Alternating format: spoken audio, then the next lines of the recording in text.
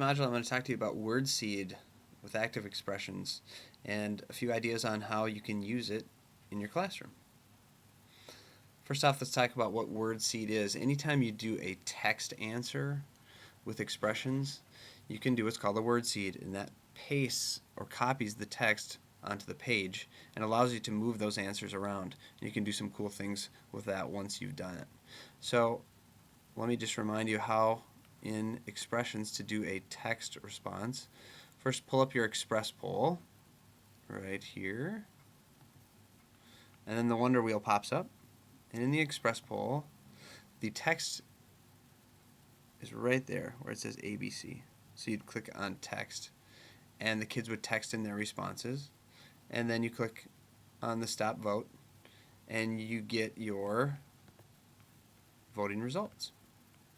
So you get this little vote results bar right here that has everything, and then to paste it in, you just click this little icon right up here in the upper right hand corner of the voting results. Once you do that, the text will come in a big group. Now this is a really important step.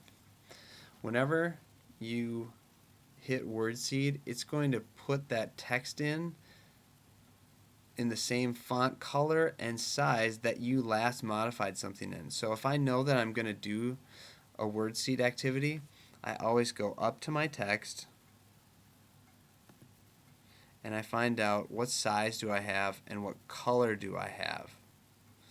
So if you had a really large font like 72 and then did the WordSeed, this answer of America right up here would come in like,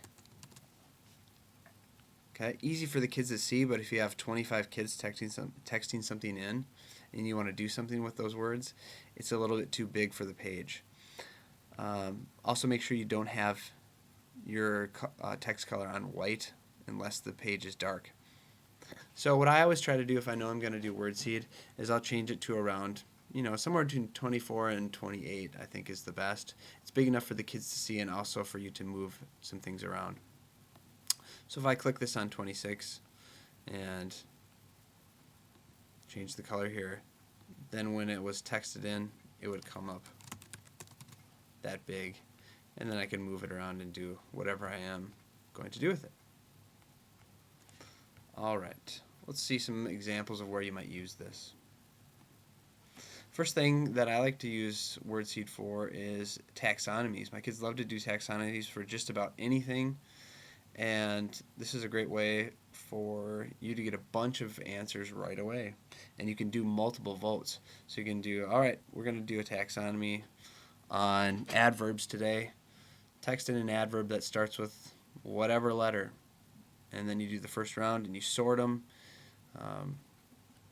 And then you could do round two. Okay, round two, let's try to fill in our blanks until you would fill up your taxonomy. Let's go to the next page. Here's one where you could do synonyms or antonyms. For example, we've been working on trying to use a little bit stronger words. So let's say text in a synonym for the word big. We want something that has a little more heat to it. It's a little stronger word. So you give them time to text it in. Once you voted, you paste it in. And let's say these were everything that they pasted in or WordSeeded in. Now let's move them to one of these categories. Okay, where do you think this fits? Large, it's okay, kind of lukewarm. Tiny, wait a minute. We said synonym for big, that's an antonym, that's frozen. How about gargantuan? That's a strong word, that's burning up. So that's another thing you could do with words. Next up, this is one of my favorite social study activities that I do. First off, after we study Mesoamerica, I have them take a vote on which of the two Mayan civilizations we study, Maya and Aztec, which were the greatest in their opinion. So that's how I start the conversation. We do a vote, and then we bring it to another higher level. And what I have them do is this. I know you voted one way, but let's analyze it a bit more. after all, we've studied what were the major accomplishments of the Maya and the Aztecs. So they text in those,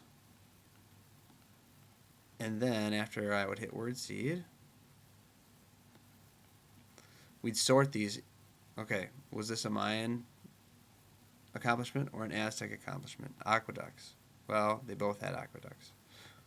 The city of Tenochtitlan, oh, Aztecs. Okay. Who are really known for their calendars?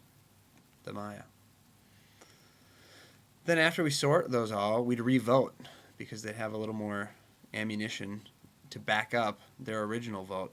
And some kids might even change their mind based on the discussion that we had once everything's laid out there. Let's flip to the next page. This is Connect 3, an NUA strategy. So this is something that I like to do after a unit of study.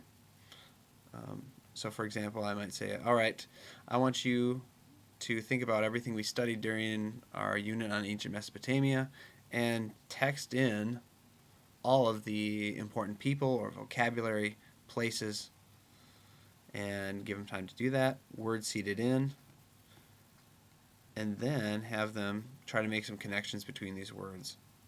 Someone say, hey, I can connect cuneiform, scribe, and stylus because people that could read and write were called scribes. Their writing was called cuneiform, and they used a stylus tool when they were writing. You can get another kid up to the board to find 3 more that they could connect. This one is a close activity, another NUA, where you take words out of a piece of text, and I might use my reveal tool here so the kids don't have to see all of that text at once. And we could just focus on that first paragraph and say, text in a word that you think might really fit well into that first blank.